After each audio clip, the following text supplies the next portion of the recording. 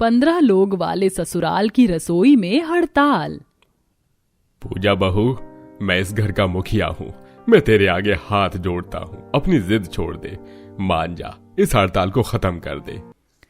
नहीं, जब तक आप मुझे नहीं समझोगे मैं अपनी जिद नहीं छोड़ूंगी। क्या बात है जो तुझे हमसे मनवानी है? रसोई में ताला लगे 3 दिन हो चुके हैं, कोई वहाँ भटका भी नहीं है। क्या चाहिए तुझे? किस बात का नखरा है? जानना चाहती हैं आप माँ जी कि मैं ये हड़ताल क्यों कर रही हूँ? तो सुनिए। पूजा, पूजा, जल्दी से नाश्ता लाओ भाई, देर हो रही है। लाई भाभी, बस ला रही हूँ। अरे नहीं, ये ब्रेड तो हल्का सा जल गया। अरे ये चने भी उबल गए होंगे। चाची, मेरे लिए तो चौकोस डालकर लाना। हाँ अशोक, ला रही हूँ। हे भगवान, रोजाना 15 लोगों का नाश्ता बनाना तो बड़ा मुश्किल का काम है। चाय तो बन गई है, जल्दी से सभी बड़े बड़ों को दे आती हूँ। पूजा एक बड़ी सी ट्रे में 12 से 13 चाय के कप रखकर ले गई और सभी को उसने चाय सर्व की। यह है पूजा का परिवार, जहाँ एक ही साथ जॉइंट फैमिली में 15 लोग रहते हैं। पूजा इस घर की इकलौती बहू है जो सभी का खाने पीने का ख्याल रखती है और बाकी के लोग बाहर के कामों वाले हैं। आज भी पूजा सभी को वक्त से कामों पर भेजने के लिए रसोई में सुबह से ही पागलों की तरह लगी पड़ी है। सभी को चाय देने के बाद वो दौड़ती हुई रसोई में आई और बच्चों को दूध में सीरियल्स दिए।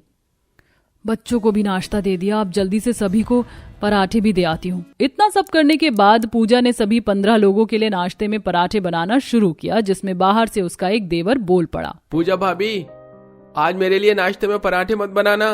अच्छा, तो फिर मैं क्या बनाऊं? मैं बॉयल अंडा खाऊंगा। अपने देवर की बात सुनकर पूजा ने एक गैस चूल्हे पर अंडे भी उबालने को रख दिए और सभी को उसने वक्त रहते इस तरह नाश्ता करवाया। नाश्ते से निपटकर सभी अपने अपने कामों पर निकल गए। दोनों जेठानी और जेठ ऑफिस चले गए, तीनों ननद भी कॉलेज चली गई, पूजा का पति और दोनों देवर भी अपने कामों पर चले गए और बच्चे स्कूल। अब घर में बस पूजा, उसकी दादी सास और सासू माँ ही थे। रोजाना ऐसे ही होता था। सभी के जाने के बाद पूजा घर की सफाई और बाकी कामों में लग गई और कुछ इस तरह से उसका दिन बीता। ऐसे ही सिलसिला जारी था और एक रोज पूजा घर की सफाई ही कर रही होती है कि उसके पास उसकी जेठानी गौरी का फोन आया। जी जेठानी जी। हेलो पूजा, हाँ वो मैं ना तुमसे ये कह रही थी कि आज खाने में मटर पनीर बना लेना, एकदम से बड़ा दिल कर रहा है। मटर पनीर? लेकिन भाभी, माँ जी ने तो आज राजमा चावल को बोला था। अरे तो क्या हुआ, तुम 2 चीजें नहीं बना सकती हो? नहीं भाभी, मेरा वो मतलब नहीं था। ठीक है, मैं बना लूंगी। मटर पनीर के लिए तो पनीर चाहिए जो कि घर में है नहीं। कोई नहीं, मैं बाहर से ले आऊंगी। पूजा ने जल्दी से अपने घर का काम निपटाया और फिर वो पनीर लेने बाजार आ गई। भैया जरा अच्छा सा पनीर तो देना, बाकी चीजें तो शायद घर में मौजूद ही हैं। पूजा पनीर लेकर जल्दी से घर वापस आ गई। घर में उसने देखा कि उसकी तीनों ननद कॉलेज से आ चुकी हैं। अरे आ गई तुम तीनों, आज तो बड़ी जल्दी आ गई। हाँ भाभी, बस आज कॉलेज में मन ही नहीं लग रहा था। अच्छा भाभी, आज आप खाने में क्या बना रही हो? वो माँ जी ने तो राजमा चावल बनाने को बोला और साथ में थोड़ा सा मटर पनीर। अरे नहीं भाभी, आप ना एक काम कीजिए, इनके साथ साथ आज आप लौकी के कोफ्ते भी बना लीजिए, हम तीनों को बहुत दिल कर रहा है। लौकी के कोफ्ते? वो अगर तुम्हें खाने थे तो तुम मुझे पहले बता देती। अभी तो लौकी भी नहीं है और मैं अभी अभी बाजार से आ रही हूँ, मैं कल बना दूंगी। बहुरिया, क्या हुआ अगर अभी बाजार से आ भी रही है तो लड़कियों का मन है दोबारा नहीं जा सकती है? और वैसे भी तुम लोग तो जवान खून हो, क्यों जरा जरा कामों में बहाने ढूंढते हो। ठीक कहा माँ जी ने। पूजा बहू, अगर तुम्हारी ननद चाहती है तो दोबारा बाजार जाने में क्या हर्ज है? सभी बड़ों के बोलने पर पूजा कुछ नहीं बोल पाई और वो बेचारी दोबारा मुंह सिलकर बाजार आ गई। ये भी कोई बात हुई? अगर इतना ही मन था तो वो तीनों भी तो लौकी लेने आ सकती थी। बस सभी को मैं ही दिखाई देती हूँ। खैर छोड़ो, अब जब मैं ही बहू हूँ तो सब कुछ मुझे ही संभालना होगा। बेचारी पूजा ने इस सब पर भी कोई शिकवा नहीं किया और बस शांति से लौकी ले जाकर सभी के लिए खाना बनाना शुरू कर दिया। सबसे पहले उसने राजमा चावल बनाए और अभी वो मटर पनीर और कोफ्ते साथ साथ बना ही रही थी कि तभी उसकी सास उसके पास आई। बहू, पूजा बहू क्या कर रही है? माँ जी, खाना ही बना रही हूँ, चावल तो तैयार है, अब बस ये दोनों सब्जियां बन जाए तो रोटी बना दूंगी। ठीक है। वैसे काम पर से जयेश का फोन आया था, बोल रहा था चने की सब्जी और पूरी का दिल कर रहा है। माँ जी, मैंने तो आटा रोटी के लायक ही गूंथा था और चने भी भीगे हुए नहीं हैं, तो माँ जी। बहू तेरी परेशानी क्या है? जिस भी चीज को बोलो तू मना कर देती है। हर बार तेरे पास कोई ना कोई बहाना होता है। मैं कुछ नहीं जानती, चना नहीं है तो आलू मटर की सब्जी बना दे, लेकिन मेरे बेटे ने खास फोन पर बोला है पूरी सब्जी तो आज जरूर बनेगी। और हाँ, माँ जी के दांत चीस रहे हैं तो उनके लिए नमक का दलिया बना देना। सुचित्रा ऑर्डर पर ऑर्डर देकर चली गई, लेकिन अब पूजा को गुस्सा आ रहा था। ये क्या बात हुई? मैं चाहे जितना भी कर लूं, माँ जी को वो कमी क्यों लगता है? बस अब बहुत हुआ, मैं अब कुछ नहीं बनाऊंगी। पूजा ऐसे बोलकर रसोई से निकल आई। उसने पूरी तरह खाना भी नहीं बनाया था। शाम तक वो अपने कमरे में ही रही। शाम को जब सभी खाना खाने को बैठे तो सभी पूजा को ही पूछने लगे, माँ, पूजा कहाँ है? कहीं दिखाई नहीं दे रही है। और ये क्या, आज तो खाना भी बना हुआ नहीं है। माँ, क्या बात है? खाना नहीं है? ये पूजा ने आज खाना नहीं बनाया क्या? पूजा, पूजा बोलिए, अभी तक खाना क्यों नहीं बना आज? पता नहीं।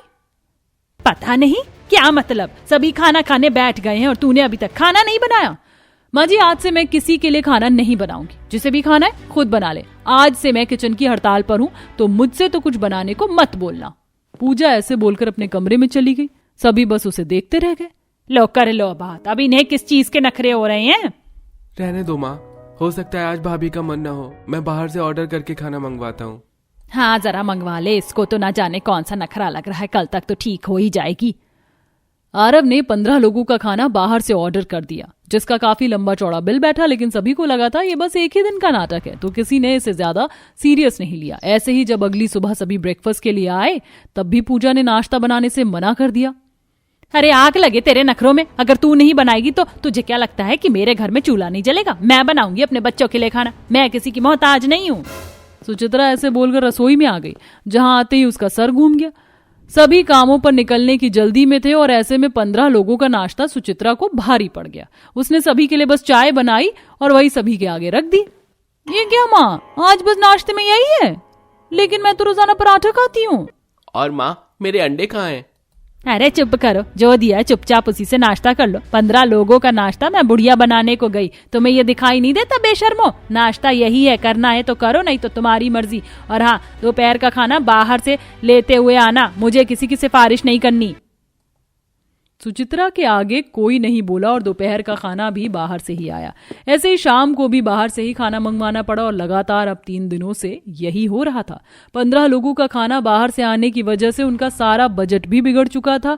इसीलिए एक दिन सभी ने पूजा से बात करने का मन बनाया। बहुत सारे लोगों के पूछने पर पूजा ने उन्हें अपनी हड़ताल की वजह बताई। जानना चाहते हैं आप सब, मैं ये हड़ताल क्यों कर रही हूँ? तो कैसा लगा था आपको एक ही दिन सिर्फ नाश्ता बनाकर? माँ जी, मैं भी इंसान ही हूँ। आप लोग जैसा बोलते हो मैं वैसे काम करना शुरू कर देती हूँ, लेकिन आपने कभी मुझे इस बात की अच्छाई नहीं दी, हमेशा मुझे ताना ही मारा। मैंने यह हड़ताल सिर्फ अपनी परेशानी और अहमियत बताने को की थी। अब अगर आपको समझ आ गया है तो मुझे मेरी परेशानी से आजाद कीजिए, मैं हड़ताल खत्म कर दूंगी।